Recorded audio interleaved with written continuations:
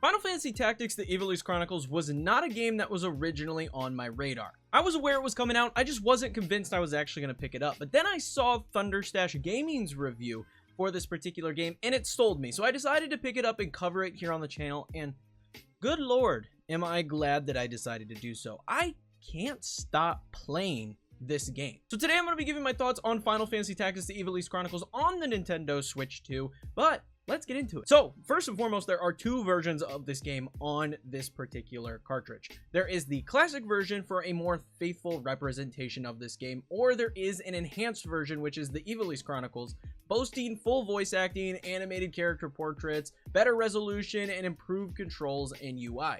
Now, naturally, I went with the enhanced version because I never played the original and I'd rather play the new and improved version of it. And there are three difficulty settings, one being easy, normal, and hard, which are Squire, Knight, and Tactician respectively, but this can be changed later if necessary. The first thing I want to point out is that the art style in this game is fantastic. It looks almost like a hand-drawn and colored in with like colored pencil kind of look, and it looks really nice. It really lets the game kind of have that longevity look that, like, a couple years down the road, this game's still gonna look fantastic.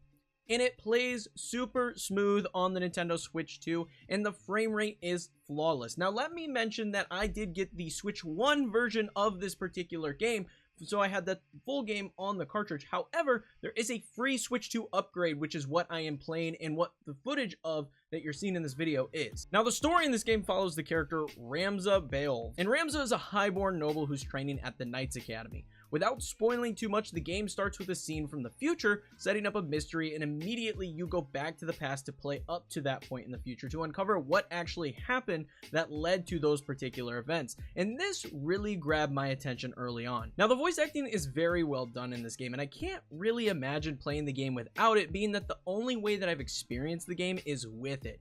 And combat feels very familiar despite me never playing this game before. And the reason for that is I've played a number of Fire Emblem titles over the years, and this game feels very similar to the combat in those games, which made it very easy to pick up and start playing. However, the tutorials are really well laid out early on in the game, so that if you're new to a tactics game, you can pick this game up relatively quickly. So now let's get into combat. At the start of a battle, you can select a set number of troops you want to use alongside Ramza, changing their equipment and job to better suit the battle scenario and your particular needs prior to actually starting the combat scenario. While in battle, you control not only Ramza, but the rest of your party members, allowing you to position your troops for the most effective plan of attack. And the layout of each battle zone is really nice 2D, 3D art style that you can rotate with the right stick to access the various layers of it. And there's also this tactical view that you can utilize by using the right trigger to get an overhead view of the battlefield, which I ended up using a ton as it became very helpful to allow me to see the layout of the battlefield, especially when there were like hills or mountains or stuff that were in the way.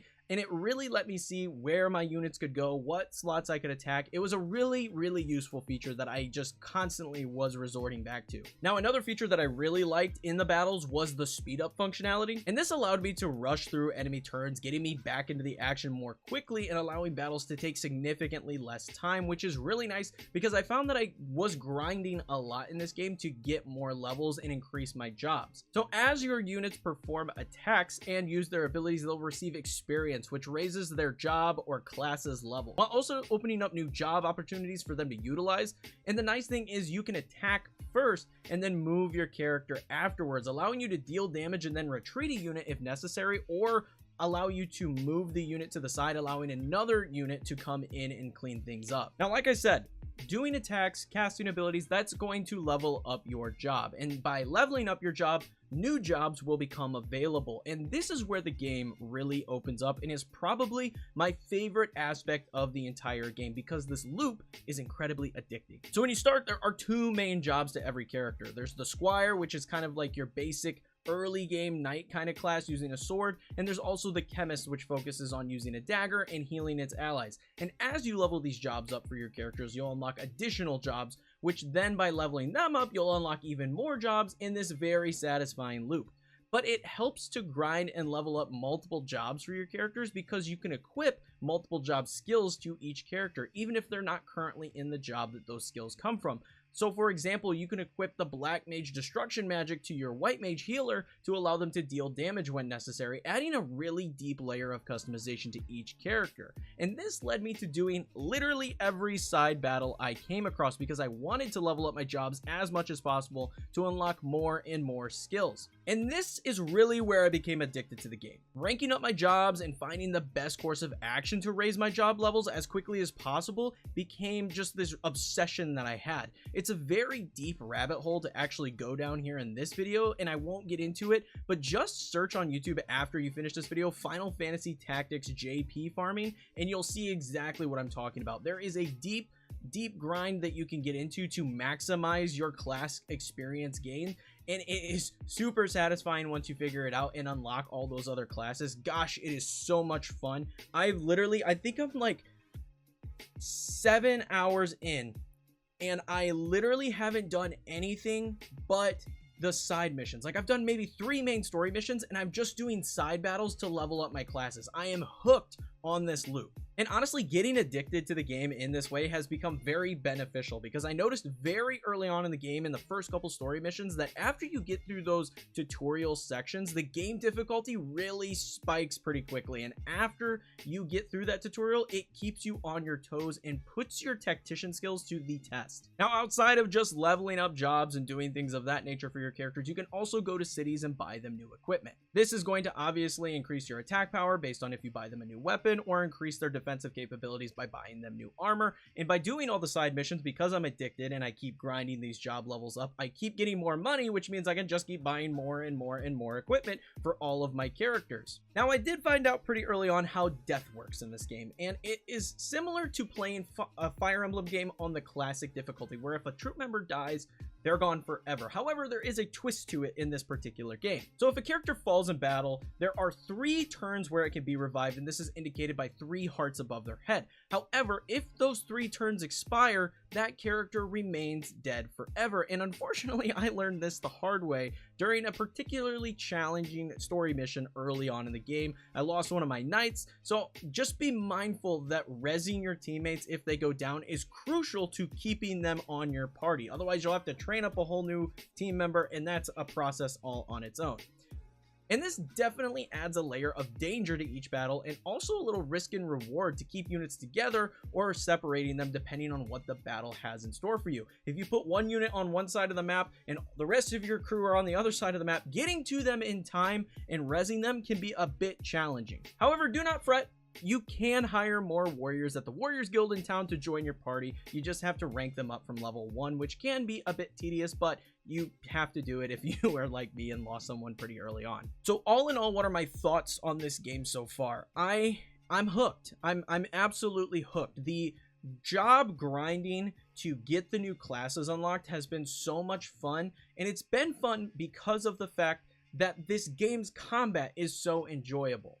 There is a deep level of strategy and character customization by switching out certain skills on certain characters, changing out their armor or their jobs, and just changing up how each character plays that makes the combat feel so rewarding when you do take down that pack of enemies.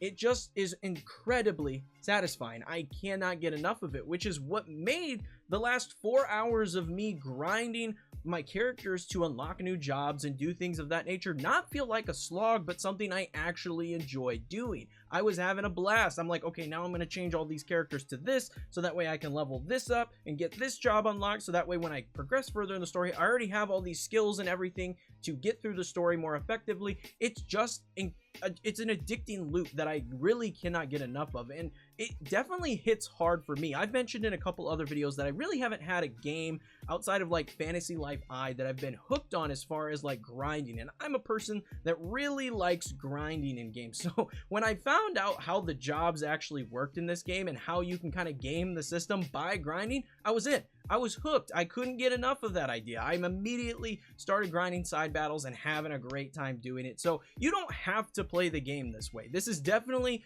an extremist way to go about getting the jobs. You can unlock them organically, naturally by playing through the game. But someone like me, this is a lot of fun, and I really enjoy that aspect of the game. On top of that, having access to the fast forward feature allows these battles to go much more quickly than you would get in another style of game of this nature, which has been really nice. And the story is incredibly compelling at this point. After the first handful of story missions that I've done, I am very interested in learning more about what's going to happen in this game, but that's after I unlock all those classes, because that I need.